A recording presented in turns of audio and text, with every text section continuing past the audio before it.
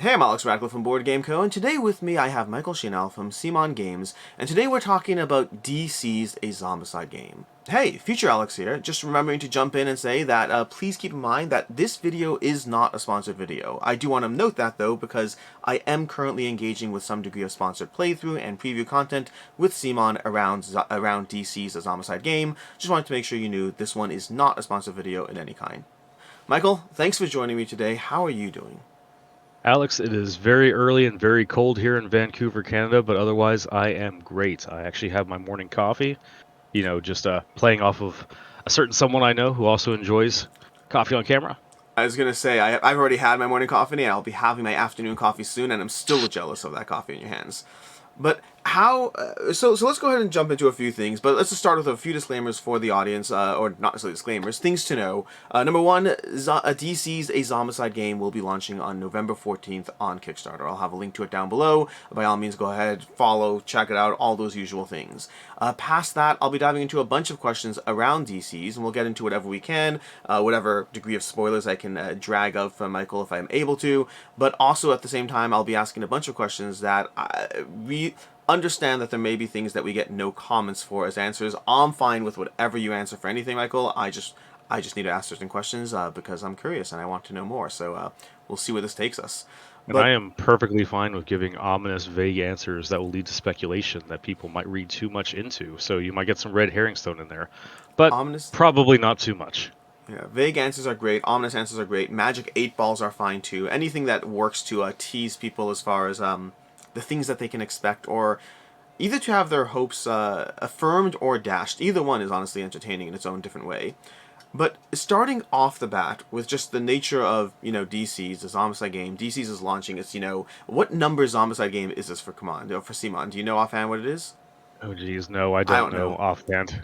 But it's got to be like your 10th, 11th, something. We have a whole bunch of Zombicide series that have been out for a while now. But, like, so starting off the bat, especially considering recent Zombicide games, what are the core differences that this one brings to the table? What are the new things, outside of just, characters or whatnot, what's the new things that are happening in this series? Well, as we mentioned, Zombicide is our longest running franchise. I remember back when we were fulfilling the initial Kickstarter in this shoebox warehouse in Alpharetta, Georgia. But this is technically only the second Zombicide game I myself have directly worked on, the first one being Marvel Zombies. Now, if you're looking for similarities between this one and previous Zombicide games that I may or may not have worked on, then what you're looking at here is uh, we had an existing formula that we wanted to keep to, and it worked very well. Here, of course, we wanted to take that and expand the universe out, because now we're playing in the DC universe. So we have all that full roster of characters, and all the scenarios that came across in the DC's comic book line. As far as mechanical differences here, from ones that you might have previously seen, some big ones here: the inclusion of equipment. That was a big one, which is kind of a mesh of previous like item searching and the more of the extreme weapon gathering. That's one thing I do want to specify, since I have seen that one brought up quite a lot on internet communities and talk and everything. There is no like item deck that you're searching through like in previous zombie sides. Like, you're not going to go into a building and just start searching through rubble to find a frying pan or a baseball bat or anything. These are going to be every single bit of equipment that you find is located via an icon on the map, and every one of them is some grandiose, big spectacle kind of cool thing that you're going to find. It's not just going to be, oh, this gives me a different attack profile. It'll give you an attack of some variety, but also some cool special effect that's going to help you, like the Trident of Poseidon that you find helps move allies and potentially enemies around as well. And just cool stuff like that, because these are superheroes. They see a baseball bat in the corner, they're not going to go like, man, I really need to use that baseball bat. But if they see like Trident of Poseidon there, or a big LexCorp energy ray blaster that they can use, they're more inclined to go pick that up. In this one as well, the bystanders act as basically like a little mini group that you're going to have following you around. um, so you can actually have, like, as you rescue them across the map, there's not going to be as many spread across as you might have seen in previous Zombicide games, but you can have multiples of them, and each of them will contribute a bonus to yourself, the superhero that is currently escorting them around. And of course, they can heroically jump in the way and sacrifice themselves if need be, but that's not very heroic, and that's kind of leads to a negative to the rest of your team here as well. So those are just an example of some of the major differences here. Then there's other lot of like little quality of life tweaks. The spawn deck has been not overhauled, but that has seen a significant number of changes. But I don't want to keep rambling on here about this when we're on our first question, so we'll I piecemeal this as we go. Well, I was about to say, can you touch upon what changes the spawn deck has seen? Uh, so yeah, what we have done here is that because of the nature of you're playing superheroes, I don't want to say the term didn't pull any punches, but I am I have a reputation in our company that if you want to make something hard, and make it just more difficult, then I will typically go a little overboard on some things. Oh, So I've usually played if the our nightmare scenario of DCeased. I will not say whether we won or lost, but I will say for anyone watching this, when that is posted on the channel, it's entertaining. So that's another topic we can get into right after this one is that little keyword there you just mentioned by Nightmare. But speaking about the spawn deck, so there's a number of special action cards in there for the various zombie types. So walkers, runners, and brutes, and then superheroes that you have. Some of these are similar to ones you've seen before, such as the brutes have an ability where they can dash forward and slam into superheroes, and that will cause various negatives there. One of the things that I wanted to do with this version of Zombicide is I understand that a lot of people like that kind of gotcha moments, that represent those horror movies, but you open a door and suddenly something comes bursting out at you, and then like, oh no, that guy got killed or eliminated. I am a much bigger proponent of instead of just having scenarios that the players could not avoid and it was just coming down to random luck there, crafting situations where you had to make a terrible choice and you might have picked the wrong outcome there, which is going to lead you to losing the game. So one of the ones there, for example, is there's very few effects that will just cause auto damage, for example. There's still some that, depending on the situation, might happen, but you have 3 HP, that's something you play around. But a lot of the effects that will happen in the spawn deck are much more centralized around destroying your resources, taking away your heroic traits, potentially your bystanders, your power, making it so you've got to make some tough choices here where am I going to take an HP loss? Am I going to lose a bystander? Am I going to lose power here? Versus just, oh, you took some damage and now you lost. One of the bigger ones there, which, spoilers, I might get in some minor trouble for saying this, but oh well, we're risky this morning, is extra activation cards are not in the deck. They've been replaced by things that are arguably far worse, but much more long term, far worse. Extra activation cards are one of the key things that can just end the game. Yeah. I don't want to just end the game for you. I want to just kind of drag hope. I want you to have that hope until the very end. Which brings us to another change there is also player elimination. In previous versions of Zombicides, not all of them, It's jumped but around a lot, yeah. yes, if you lose one hero, you lose the game. Here, that is not the case. Some of the scenarios, well, most of the missions and scenarios, will dictate that, like, if you lose X number of heroes, then yes, the game will end. But it's not necessarily just, oh, you lose one guy, you're done. Because you can still complete the mission goal.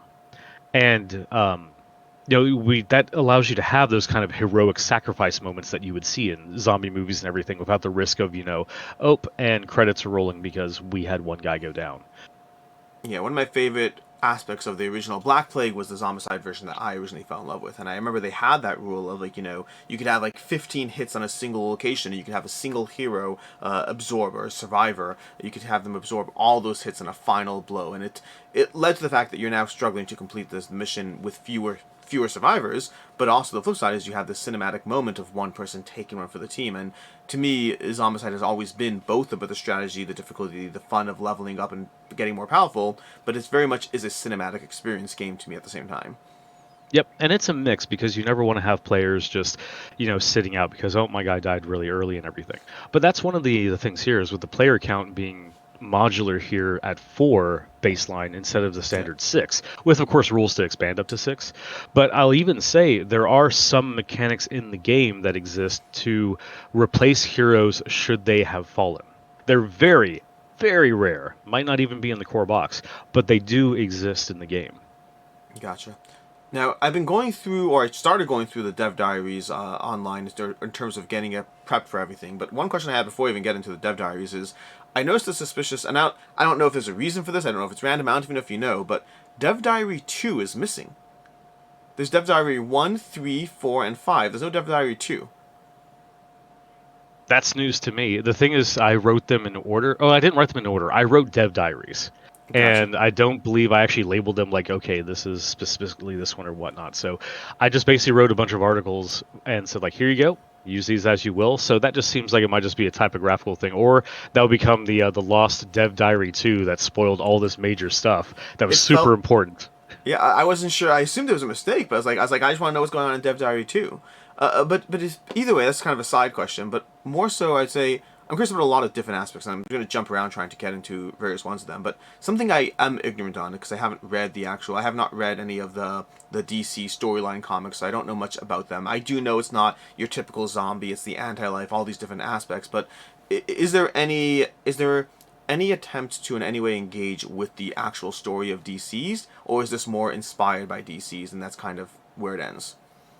It's a balancing act because I personally try to stick as close to the storyline from various perspectives as we can. Some things don't translate over, like we don't have a narrative campaign or anything, so we're not just recreating the events of the storyline. And even then, technically, there's the main DC story book, and then there's a bunch of expansion books that cover various other groups and superheroes and events that happen in the world simultaneously. And then there's two sequel series.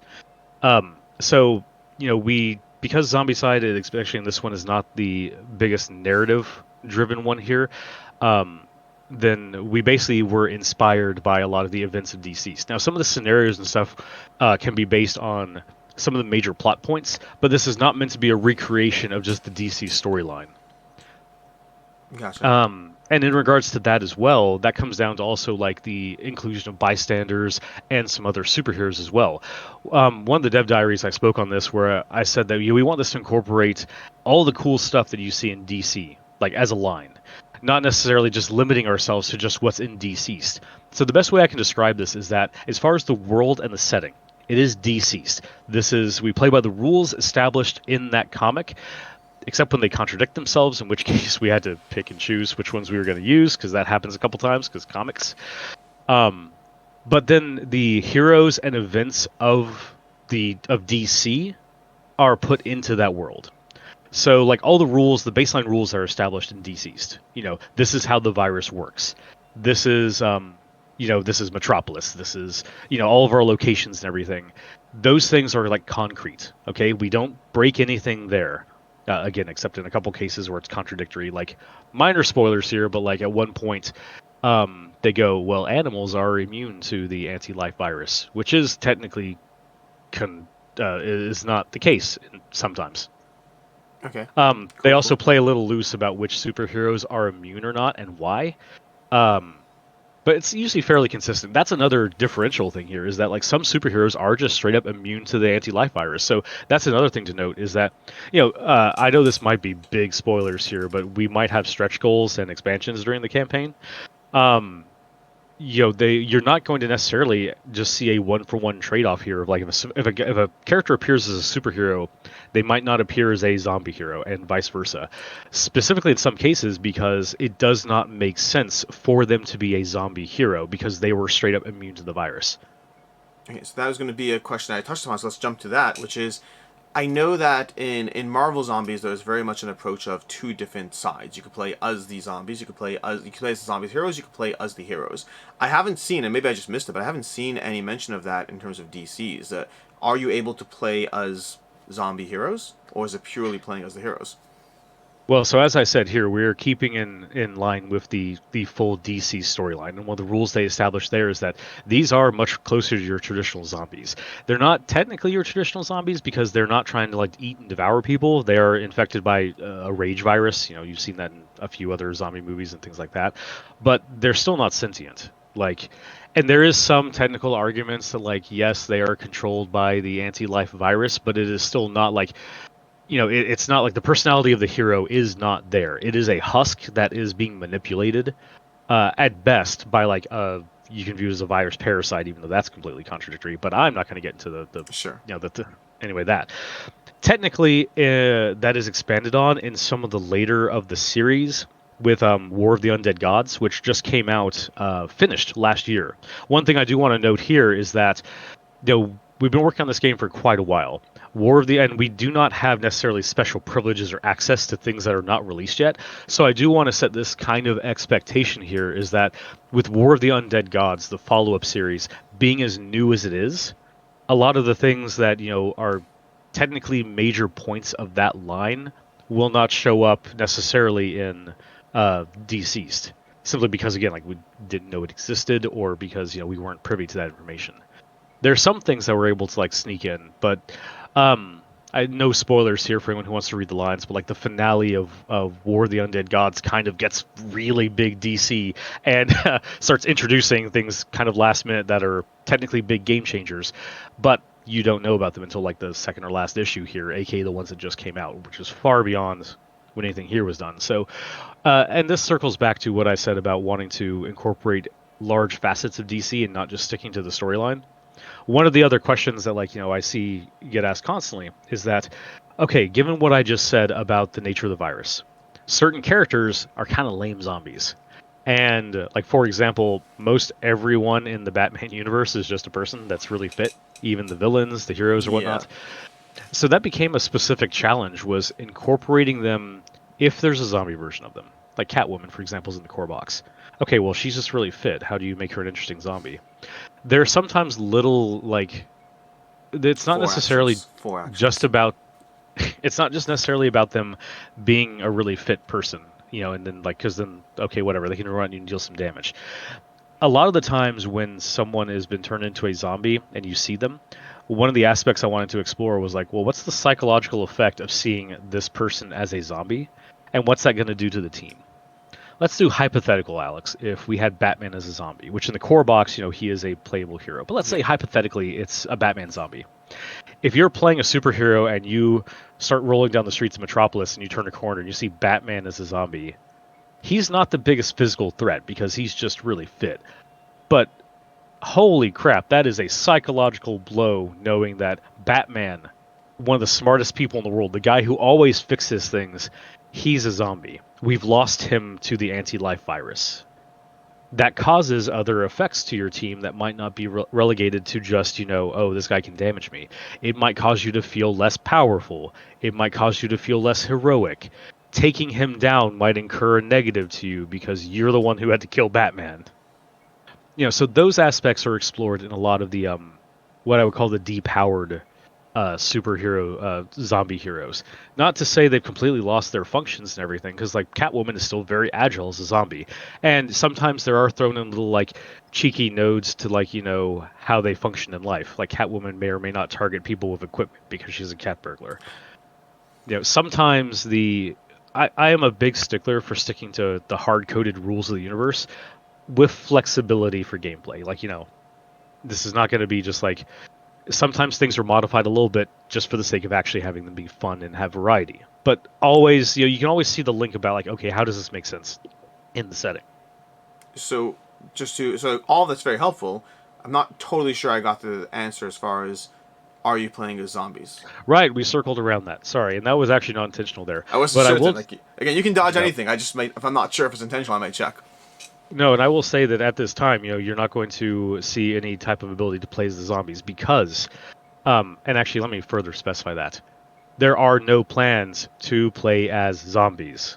Okay. So since I see people dancing around, that first little sentence there, but and again, the reason for that is, um, there's a couple technical reasons here, and some of them I don't want to get into because it comes down to uh, things that are allowed and things that are not allowed by various IP holders, things like that. But the point is, this is based on the DCeased storyline, in which case these are effectively mindless zombies. They don't plan, they don't really strategize aside from just, man, how is the most efficient way for me to break through that wall and kill someone? So, these are not like in other zombie stories you might see where they still have cognitive abilities or they still have a personality or whatnot. They kind of are just limited to just having reflections or echoes of their own powers, but that's it. They're not playing to an agenda or anything beyond the anti-life agenda of kill everything you can. But yeah, That doesn't lead. it sounds like you still are based on something you said a little earlier. It sounds like you're still going to have double versions of characters where you have some degree of this character might show up as both so they can be a zombie and you can play as them as a hero. Correct. We will have some different versions of characters, but that doesn't mean that both versions are going to be playable because if you were playing as a zombie in the DC setting, then your actions would be uh, if there's a hero in line of sight, move toward that hero and attack them. If there's Gotcha. not, then you move toward the loudest source of noise on the map. That's what you'd be playing. As a Because personal favor, and I don't know if you can do this or not, and if you can't, that's totally fine. I'll say that it would be very cool to have a scenario where Superman's dead, and then once you kill him, you're able to bring him back to life as a hero. That would be just thematically different Superman storylines that have been in existence. Not necessarily the DCeased one, but yeah. so some spoilers for the next 15 seconds for the DC storyline here, but uh, the one thing that you do find out at the end of the first book is that, oops, turns out this is curable, so everyone we killed are bad. Good to know. Good to know. So one of the questions I did have, and you touched upon this a little bit. I was gonna say, what leads to the decisions as far as which heroes do show up in different forms. I know that in past Zombicides, particularly in Marvel Zombies, I know there's always people who want certain things. There's always people who will be asking for, I want this character, I want that character, and then with the introduction of having two versions of a character, you introduce that much more requests from the public. It's not just a question of, hey, I want to see them in the game, but now I want to see two different versions of them in the game, and that leads to its own little form of jumping around trying to figure things out. And I know sometimes it's going to be a conversation around, the IP holders and what they do and don't allow, but in general, what leads to that, what facets go into that decision process as far as who's in the game to begin with and who shows up in different roles? Are they cool and popular? No, that's not a fair answer. Well, it is to a degree it because is a fair answer. Um, because DC and comics in general are huge. So when it came to basically making the roster, the first steps I took was, for one, read through the entirety of the DC storyline. Who are the major players here? Who are the unique additions? Like Green Canary, for example, she exists solely in DCeased, but is one of the main characters. Um, and then it's a matter of like, okay, who are the major stars here? And then of course you have your standard DC, like your major characters, your Justice League there and everything. Mm-hmm. Past that point, it became okay, who are the ones that are not included here that are popular enough to warrant being put in? Because as I said, we're not limiting ourselves to just DCeased, the storyline, as far as the characters and things go. So it became basically kind of a big popularity contest then, taken from various sources. Now, of course, every character that exists, period, is someone's favorite. So it's a matter of like how far down that tier list you go. Sorry, fans, before Squirrel I. Girl. And also that's the thing. Sometimes you can't include everyone. Yep. And that's the other thing. Eventually that line is going to be drawn, and some people have to be left out. In addition to that, you have special requests from the licensor. They might make it mandatory that you have to include certain characters, or that you cannot include certain characters as well. And we run into both sides of this. With anytime we're working with any IP, period, that always comes up because. Especially when you're dealing with bigger companies here, like DCeased being, one of the top 2 comic book companies on the planet, they have their agendas about what characters they want to be pushing, to what characters they want to pull to the background, and so they might say, yeah, okay, and a lot of times it's done without reason. And that's fully on them. They'll say, hey, we want you to include this character. You think like, well, why? They're kind of lame. Doesn't matter. They're trying to do a big marketing push that we don't know about because in 2 years a movie for them might be coming out or something. Yeah. Or don't use this character because of some real world reason or anything like that. I can say this one very bluntly. Like back when we were working on our Marvel Zombies campaign, we couldn't include a zombie Spider-Man, despite the fact he was the main zombie in the series. And that's because our request was, we were told we couldn't, but speculation is that, they're trying to keep him family friendly and they don't want their, hey kids, this is your superhero, killing and eating people. Yeah. Yeah, no, I understand. I mean, the movie one in particular is one that whenever I see a little known character show up, my first instinct is whether they're showing up in a TV show or movie sometime soon. But ultimately, you never know. Sometimes they are a fan favorite. Like I mentioned Squirrel Girl a few minutes ago. Like I'm not a deep dive comic book fan. Like I've read comic books, I've watched movies. I'm in the universes to an extent, but like I barely knew Squirrel Girl existed, and people were like calling for Squirrel Girl to exist. And like I think it might have been United, it might have been Zombies. I don't remember which one it was, whatever it was. And so like sometimes you see something show up, and sometimes it's just a fan favorite. Other times it uses a I push would comic. have liked to have seen Squirrel Girl, and that's there's a couple characters that's like I know are not included, and then I think back like, damn, we should have done that, but it's just like it's too far too late and everything. Well, that's never too late, but it's a lot with approvals and everything. It's much more of a hassle to do so. The something else I will Ooh, lost my train of thought there. So I could jump in. The one thing I've seen a lot of speculation of is, are there going to be any large figures around? Like, I've seen a bunch of options as far as who could be a large miniature, or not really miniature, a large figure in the game, but I've noticed that it wasn't necessarily distinctly advertised in any of the initial things, so I was wondering if that's something that's going to be included, and if so, well, just, who knows? What's coming up with that? There are some, well, there are some larger figures that may or may not appear in the campaign, but nothing to the scale of like a Galactus that you've seen in previous campaigns or Cthulhu or anything. I actually like there was a speculation for Simon Expo Bangkok. We had this giant bust of the Superman zombie, and people immediately jumped on. It's like there's going to be a giant Superman. Like that doesn't make any sense. Does not appear in the storyline. That is nope. That's just something we made for the convention Oh, I because was we could do incredibly that. impressed by the Cthulhu Death May Die for Luca. That was Hmm. insane. That, like, I just seeing, like, seeing a few people next to that was just a. I'm a huge fan of that series, and so seeing a giant Cthulhu Death May Die was impressive. But yeah, Eventually, we'll make a Cthulhu that will take on the Japan's Gundam, and you know. But as far as big miniatures, they're like in previous games, like Cthulhu, Galactus. These are iconic. Like people know what they are.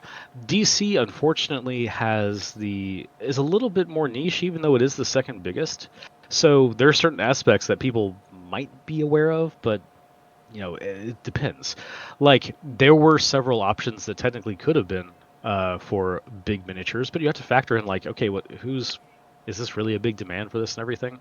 One of the jokes that I was saying, because this is a topic that we did talk about, is there something that we could include if we wanted to? I was joking that we should have a giant Mogo, which is the Green Lantern that is an entire planet, and just send people a globe. That got vetoed, unfortunately. Um, yeah, I can't imagine why. But so anything to that scale, not really. But I mean, I just have some miniatures here on my desk here randomly. But like, if we may or may not have things that are like, like this is a cool size. It's Might a be reasonable lots of size. things that are like that. That's pretty neat.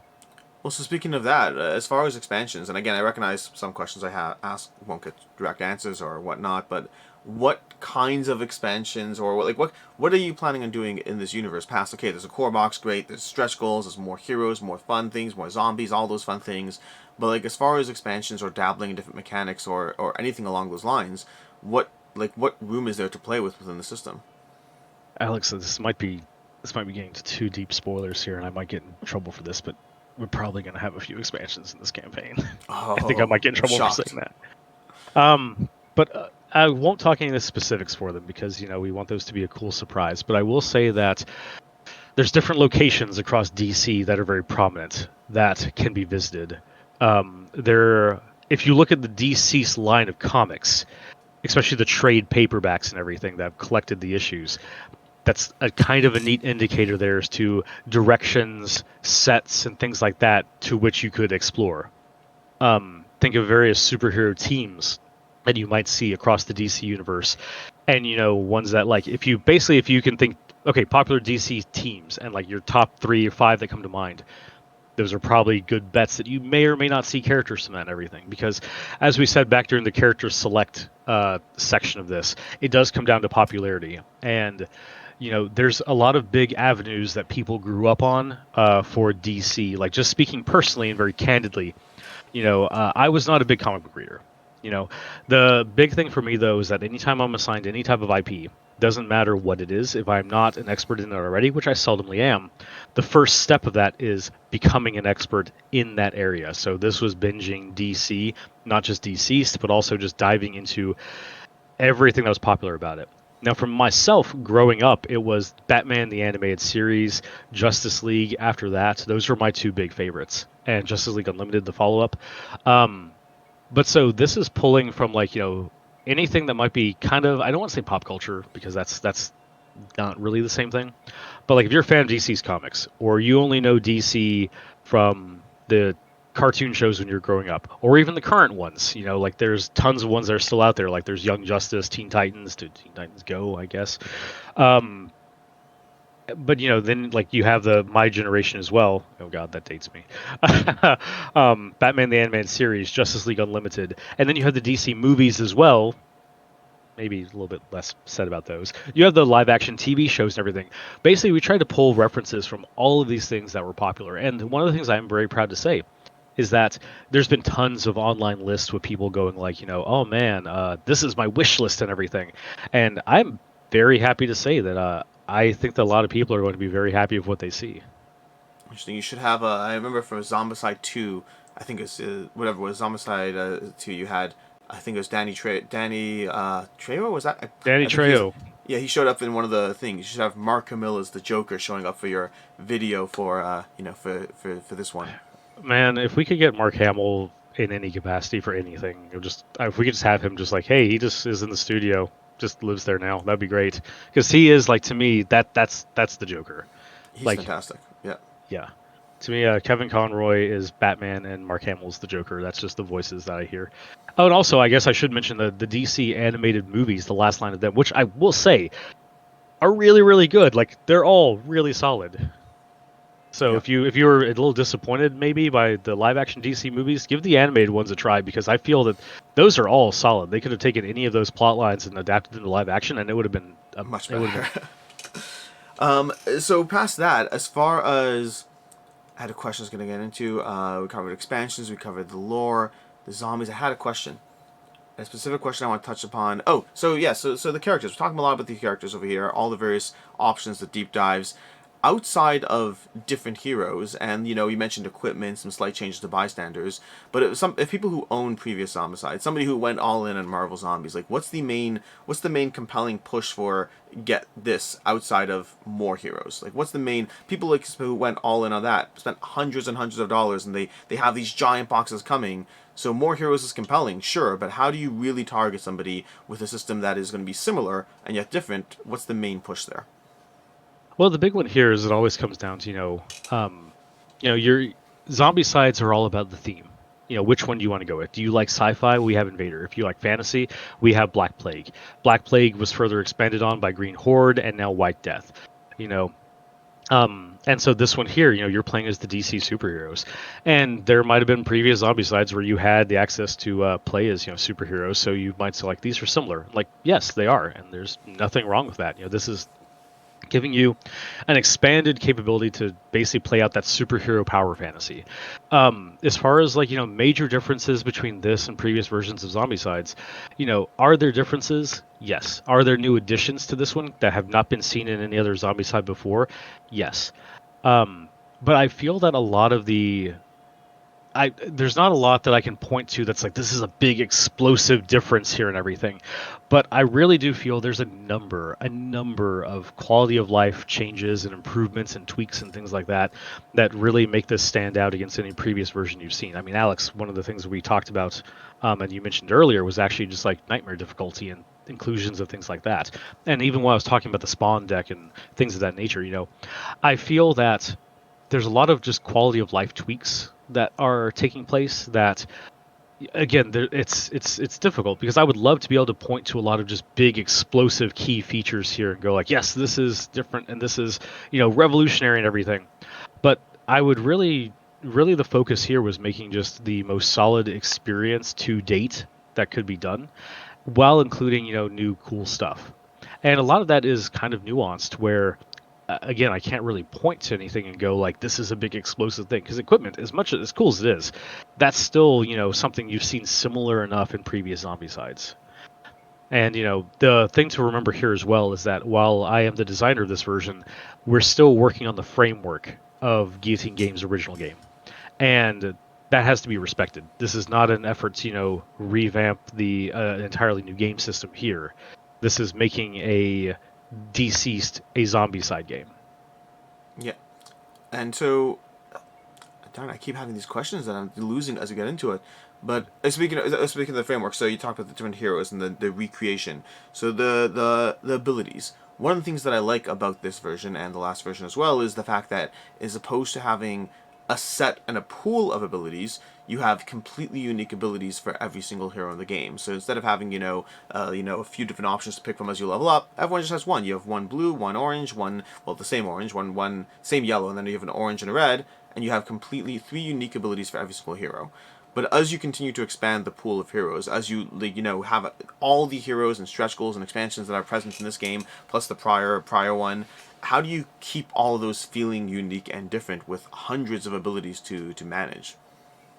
Well, that's always, a fun question there. And the thing is, like, every ability has to be based around the core mechanics of the game in some capacity.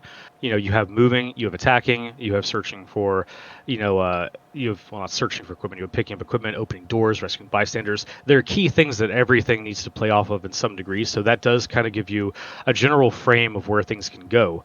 There's only so many variations you can do of, like, I'm going to spend power to roll extra attack dice, but there's little tweaks that you can do along the way. The thing is that, like, I have made a lot of games with variable powers. We're like Rise of Moloch, Rum and Bones, Song of Ice and Fire, Bloodborne. All of the previous Marvel Zombies worked on that and everything. Rest of the And universe. Masters of the Universe, geez. So especially when you have a set character, um, it's never a matter of, man, how am I, I'm at a loss for, making a power here for this guy. It's which ones am I going to use to represent this character? Let's take Superman, for example. Mr. I have every power conceivable. Most of the episodes of old Super Friends were just everyone screw around until Superman shows up and fixes the problem. Superman is not like, if you're making him a hero, it's not a question about, oh man, I can't think of 3 abilities to give him. It's which 3 of his abilities am I going to give him? What play style do I want him to have? And I think that that's actually an important factor here that separates, this from other versions of Zombicide that you've seen with like branching skill trees and everything. Is that here, when you look at a superhero, you kind of see their role on your team. What are they meant to do? This guy is meant to go and take down zombie heroes. This character here is meant to get into tight situations, get stuff, and get out. So you almost have your defined party roles, and I feel that that is an aspect that is much more unique to this version of Zombicide and any previous superhero versions than like Zombicide Second Edition, where you'll have a character that you can build in certain ways because they've got branching paths, but it's kind of this guy's never going to be like, I'm not going to take Tony here because he's a tank. I'm going to take him because I like the way he looks or something. But here, I'm taking Lex Luthor in his, apocalyptic armor because he is a ranged slash kind of tanky character. He's my ranged support guy. Like, I know that's why I'm taking him. Actually, Green Arrow would be the better I was gonna example here say because he Green actually Arrow. is I your ranged love support guy. having Green Arrow set up in an intersection with a bunch of other heroes at different points, so we can just continue firing off free support activations and defense. It's so satisfying when you set those up. Or Flash in particular. Flash should be running around just completely ignoring any degree of being held back by the zombies in the zone. There's so much you can do. Some of the characters so far, from the ones I've gotten to try playing through the game so far, have felt more thematic than others in different ways. And so, but like some of them have been really satisfying to play. Yeah, and that's the intent, is that, like, when you pick a character, they need to feel like the character. Now, granted, you have to at least know them to some degree. Like, if you don't know anything about Wonder Woman, but you look at her, she's got a sword and shield, and all of her abilities are about, like, man, she's got extra health and she charges into melee and deals a bunch of damage. Okay, well, I get my role here. I'm basically playing the kind of berserker of the group here, or maybe even the tank. That sets that. It's like, this is the character I'm playing. And again, like you said, a Green Arrow, I'm your ranged fire support here. You guys go and put yourself in the dangerous situation, but I'm going to make sure that the reinforcements for the enemies don't get to you. Flash, another example there. We need to get into this really, really dangerous situation here. We could fight our way in, or Flash, do your super speed, get in there, get the bystanders, get our equipment, get our objectives, and get out. You have a defined party role here, and I think that's something that, it's always going to be a mixed opinion. People miss the branching skill trees and everything, but this is the decision here to make characters. We're deciding what role they fill in the party, and if you want to play a different role, then you play a different character.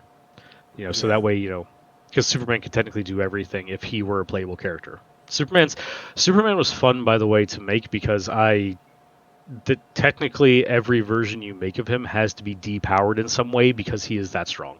There's a reason why everyone is like X versus Superman. And I remember even the version that's in the core box, it's much he has basically all the powers, but he is still a much more toned down version than the one I initially made because it's Superman. I always had that philosophy of, like, how extreme can I make this with without it being just completely unwinnable. And that's the thing. Superman, there's no cap. So you technically have to put artificial gameplay restrictions in there, limiting what he can do just for the sake of it not just being, okay, well, you just lose, when he shows up. Because that's not fun. And that's where it becomes that mixture and balance of, what's good for gameplay versus narrative. Except, of course, when you throw him in nightmare mode instead, then you don't mind how powerful it is. Listen, nightmare mode is something you brought on yourself. Let's speak on that, if you want, just very briefly. One of the things that I've done we did a major overhaul for, not major overhaul, I don't want to say that, that we tweaked, was looking at the difficulty scaling of the scenarios. So in general, when we were designing the scenarios for this, which by the way, Core Box should contain between 20 to 25 scenarios. Okay. And that was just because I kind of got on a roll making a bunch of those with our new scaling. Also, Metropolis is just a big place. It's fun to work with that. But with the difficulty scaling, and this will be outlined in the rulebook, is that you have easy. Easy should represent like your bottom 20% of difficulty. Frankly, easy scenarios you really probably shouldn't lose unless you're like going out of your way to do it, or this is your first game. But even then, it's you're getting handholded. Okay, Or you can you're make some playing with an mistakes. 8-year-old and you're letting them make the decisions that they want. Yeah, that's a thing that you could do as well. Medium difficulty encompasses that big middle range because medium that's your standard game mode. So you might have some scenarios that are like a little tougher into medium, a little easier into medium, but they should still all follow in that general area of like we can make a couple mistakes here, but overall, as long as we're not playing dumb and we're at least like doing what we should, not going drastically out of our way to make poor decisions or bad luck just happens, then we should probably be fine. Then you have hard, which should represent about that 80 to 90, 95 level of difficulty where it's like, okay, you guys need to know what you're doing. You need to have people in your group that are not making amateur mistakes like standing on spawn points. People should know how to play their hero. Otherwise, you're going to lose. And then we have our new edition, which was a personal introduction by me, which is nightmare mode for people like you, Alex. Oh, nightmare mode for me. So, and this is like just going to my own Zombicide thing. I'm a huge Zombicide fan. I found Black Plague. I fell in love with the system slowly but surely, and then I danced around to trying like I think all the different Zombicide systems, and I've always enjoyed the framework while having my own frustrations with which ones are better or worse, primarily around difficulty. And for me, my current collection is currently focused around the entire Black Plague line, and I have White Death coming as well. The Undead or Alive, which I didn't expect to love as much as I did because I know, as much as Wild West is a popular theme, it's not my go-to theme. You mentioned earlier, very often it's about giving you the theme you want. I'm fine with Wild West, but it's not the theme that draws me in.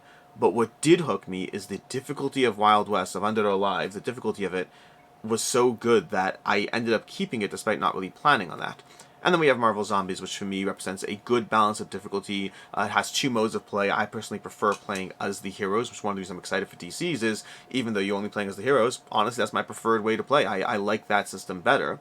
And so right now I have those systems. And for me, playing Nightmare Mode in DCs kind of gave me that mental freedom that I think Undead or Alive is probably going to leave my collection eventually. I think it's a fantastic game. If you want it, by all means get it. At the end of the day, I mean, I think having 4 or 5 Zombicides is plenty for me, and just having that obscene level of difficulty in Nightmare Mode, like we talked about role fulfillment, the characters having certain roles they fulfill.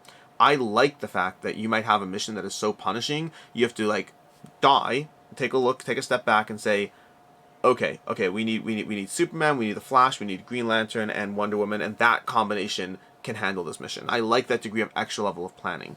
At least not necessarily that it's just present in every game you play, but that there's a batch of scenarios available that you can have that level of just, you signed up for this, so you're going to get it. The way I describe nightmare mode is, especially with the testers and our devs, is that if you're not intentionally almost trying to exploit things to win this scenario, you're probably not going to stand a chance. And I know that of course, timestamp this for a year from now, people are going to sit there and go like, "Oh, I beat it on my first try with my group." Like, okay, sure, that's great, man. I'm happy for you. But the point is that this is supposed to be your extreme challenge mode. This is for those people that like, I'm going to play Dark Souls level 1, no leveling up, or just add in all my restrictions here that I can. Each of these scenarios is winnable. At least we've seen it happen at least once. At least With, once. That's the the testers and criteria. the devs. Yep, and we're doing Mario Maker rules where regardless of how punishing a level you have to make, you have to at least see that it's beatable. But this is specifically the ones where it's like, no, the game is not going to be fair. No, the game is not going to pull any punches. Yes, bad things are going to happen. This is for you to show us how you can win because we don't think you can. And this kind of circles back into one of the earlier points here about like that's technically nothing that's like revolutionary or a big addition or anything, but it's just one of those numerous quality of life tweaks that like I'm not going to make a big deal about nightmare mode because there'll be people that are like, I'm never going to play this because why would I put myself through that? But for the people that want it, it's a good addition. But that's not something I can really like sit there and claim like, oh, this is a big revolutionary thing because it's making a harder mission is what it is. But and that's why it's that's why it gets a little difficult for me to speak about like anything that like to really hype something up when it's just a small piece of the overall whole here. But when you start describing the overall whole and just saying these little like quality of life, increases and things like that, it doesn't sound as exciting. But I would rather take that approach than really overhype something and say like, oh my god, this is giant revolutionary. Like you can have bystanders that follow you around in groups. That's not a huge thing, but it's a very noticeable quality of life improvement. Combining with a bunch of other things added together, really make this a great experience. Cool. Cool. That bystander group thing almost tripped me up one of the missions I was trying to figure out. Either way, just trying to adapt to rule changes. One of the fascinating things is like every time I dive into a new Zombicide game, I'm always like, just give me the highlights of the changes. But it gets harder and harder because from which one? From which one do you want the highlights of the changes? Because there's so many Zombicides you may have dove into. But either way, that's an aside. I think I covered most of the things I want to cover, which means I'm going to go ahead and ask for. I'm going to ask 2 questions that I expect not to get an answer for, but I'll also take vague, ominous statements as well, or just no comments even. But careful, Alex. You've read the story of the monkey's paw, right? No, I think it sounds familiar. It gets stuck in there, Oh, right? no, yeah, just never mind. Just go and Google that afterwards. But Anyways, anyway, I think it's the monkey that wants to handle. I don't know. Either way, I'll look it up. But past that, so does the addition of having DC make its way into a CMON game? Does that make it more or less likely neither that we'll see a DC United at any point? so DC United is handled by another one of our Marvel The and the United United framework. series, the United framework, is handled by another one of our dev departments, Andrea Carvasco, like one of our, our lead designers and devs, one of my fantastic coworkers. He heads up any of the United lines, so I don't want to speak too much on that because that's just not something I work with. But I will say this is that, IP holders like working with the same companies. So, if you get an in with, a major company, they tend to just go back to the well, as it were. So that's what I can say on that. And then as far as the zombicide genre, what's next for that? Again, I said I expect no answer, so I'm fine either way. Well, something immediately came to my mind, and it's immediately something I can't say because that would get everyone here in a whole bunch of trouble. Like, you just have someone appear behind you, all of a sudden there's a hood over your head, and no one ever sees you again. Might happen to me too. But I will say that there are more things coming, both new, somewhat familiar, and completely unexpected. See, this is the kind of thing. This is ominous, vague references that don't answer anything yet leave you wanting more. I can work with that. And then lastly, for the very last question, is kind of an open-ended one. Anything else you want to highlight? Anything you want to cover? Something we didn't talk about? A spoiler that you can talk about? Anything at all on your plate that you want to end this off with? One thing I will say as well is going back to the topic of expansions. One of the things I'm proud of here is that every single hypothetically proposed expansion that we have in the game, if it became a question to me about like how do I rank these, it really honestly compared to most any project that I worked on, it became a factor of like, okay, there's none here that just speaking very bluntly, usually there's ones that you would like the least just because you don't like the characters, the content doesn't really appeal to you. I'm going to use Masters of the Universe as an example. I love the set and everything it adds, but like to me the She-Ra set just doesn't do a lot for me because it's She-Ra. I didn't. The characters are neat if you care about the characters, but to me it was just okay. But there's nothing wrong with it. It's not like you got any less attention or anything. But when you apply that same logic to everything that was for DCeased, it was like, okay, well, I think this one might be the one that's in the bottom. but no, I really like this aspect of it because it adds this, this, and this. Okay, well, let's put it up here. And that is basically how that went for every single expansion, where it's like every single one of them brings another unique element to gameplay that is not just more of the same that you've seen in the core box. They are like they do expand upon things in ways that are not just, hey, you want more heroes, you want more equipment, or more stuff like that. That would be easy to do, but every single one of them adds something unique that is actually a dynamic change to gameplay, including just the cool characters. Because you know, I DC, I was a Batman fan. I'm not gonna say I was a greater DC fan because I watched Justice League, but that was it. But I wasn't like ever into super comics or anything. And if you're doing the age old comparison, hey, are you a DC or Marvel? To me, I was actually a bigger fan of Image Comics growing up. That's not spoilers, by the way. Which although no people are gonna jump into that Assume. immediately, but it's not. Um, but uh, even looking at like the see, I don't even want to say my least favorite expansion set because there really isn't one. I love them all, but even the one that has the character roster that I don't personally like have an attraction to, it's still really really cool. Like I'm like, man, those characters are all really cool. It's in there, even though I don't know. Even though going into this, I didn't know who three of these characters were, but now that I do, and we made them and everything, they're all really cool. So I really feel that like every one of these expansions is going to be someone's favorite, and not just because of the character roster. Like the mechanics that are added in, the gameplay changes, the new stuff that it adds. That's not just more of the same. Every one of them, I think, is fantastic. I'm super proud of every aspect of this project. Cool. Well, I'm excited to see it. Well, I'm not excited to see it. I've already played it. It's actually interesting. My own personal excitement level was, yes, of course I want this, but also fatigue. How much do I need? But having dove in and playing as some of these characters, I mean, it's more, but it is a lot of fun, and also the nightmare mode. Nightmare mode is satisfying. That is the thing I cannot wait for. I cannot wait to dive into more of that. But yeah. I want to see the opposite, Alex, where they're like, I only play easy mode scenarios.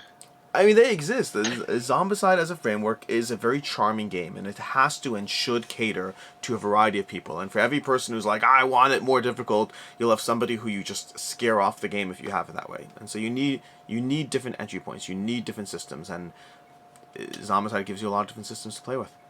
But yeah, End of the day, it is your game and your sandbox here, and that's one of the good things about Zombicide is you can cater it as you want. yeah. Well, anyways, Michael, thank you so much for your time. I appreciate having you here. I'm looking forward to the campaign. To everyone watching this, reminder, launching November 14th over on Kickstarter. I believe 3 p.m. Eastern Standard Time. That's usually what happens, but I'm Yep. not confident. Yep. And I'll have a link to everything down below. Until next time, thanks everyone for watching, and have a good one. Take care.